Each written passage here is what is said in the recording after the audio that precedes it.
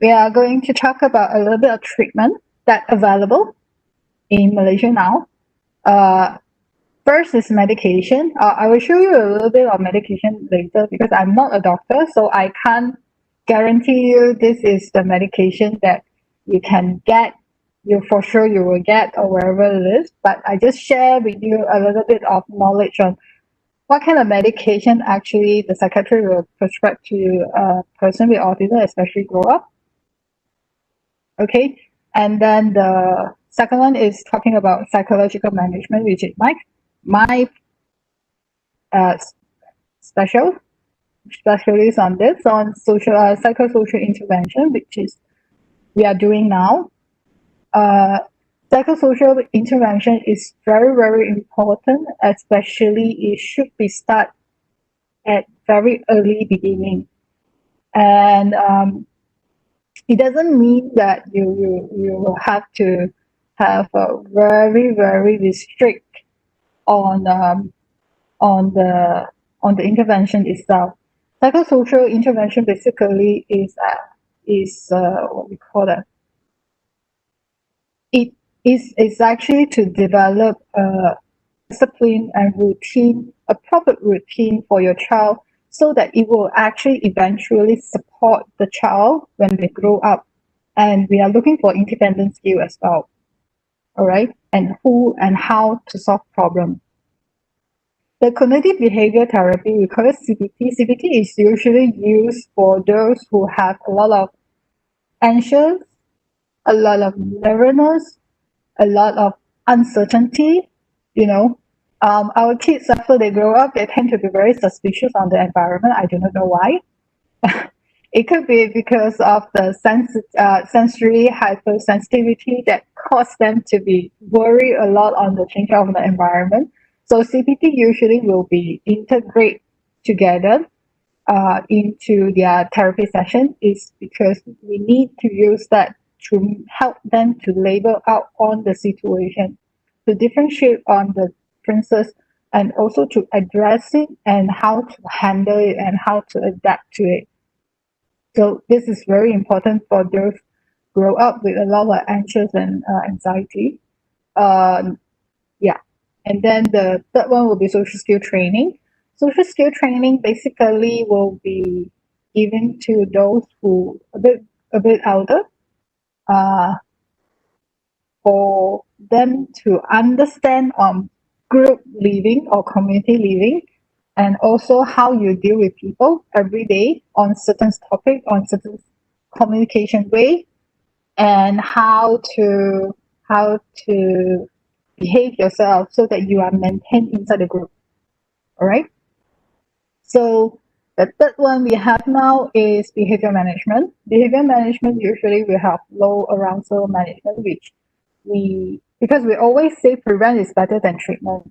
So we use low arousal management means that we don't nag them anymore so much, not like when they are younger. That's why I say you have to be started earlier, because you can't remind them all the time like what you did before when they're young, because the more you nag, the more they will get irritated, and it will cause a lot of challenging behavior, because they will be they are grow up as well. They want to get control on things as well. Physically they are growing up, mentally maybe not as mature as we expected, but they are start to get matured. You see, they still think that I grow up, I want to do something for myself and things like that. So when, especially for those very high functioning ones, I really encourage to use low arousal management, because this will be it will be actually help to maintain desired behavior, rather than having a lot of challenging behavior which you cannot handle. You don't forget, because they grow up, we grow old. Okay. And the last solution will be physical intervention. So as I say, physical intervention doesn't mean that you hit them or you rotan them or wherever it is. Okay, physical intervention will involve only to minimum the harm that caused by the behavior itself. All right. Let's see. The next one will be physical intervention, I think. Oh, no, that's medication that commonly been prescribed with psychiatry department. All right. I do not know what is that. Sorry to tell, but this is commonly the medication that will be given by the psychiatrist. The first thing about medication, please, please, please consult your doctor on medication. All right? Don't simply take or pinjam other people's medicine. All right? This is not encouraged, strictly forbidden. All right? So, and also strictly forbidden on throwing your medication away, just like that, because you have a correct way to fade off the medication process. So, yeah. So I can't comment on this one because I really doesn't really understand so much. But of course, as an educator, I have to tell that if medication is needed to be involved in the intervention, I will always encourage parents to consult a doctor or a psychiatrist on the medication itself and feedback to the teacher, because it's very important for the teacher to understand as well on the child's health condition, especially on medication, is because sometimes we also face a lot of difficulties when the child on medication and they become very daydreaming, they are not in the mood, they are away, you know. So how to make the medication work, or how to make the medication able to facilitate the intervention is very important.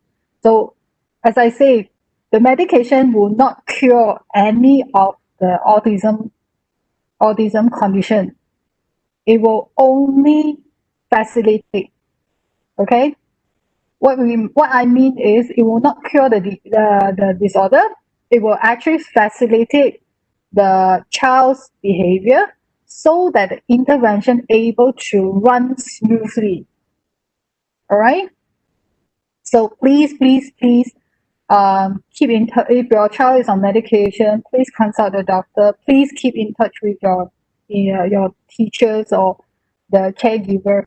Close relationship with them so that you're able to feedback to the doctor appropriately on the dose and also whether you need to stop the medication or wherever it is. Okay. And also, you don't forget, medication will cause side effect, right? Don't think that medication is okay. It's not a flu.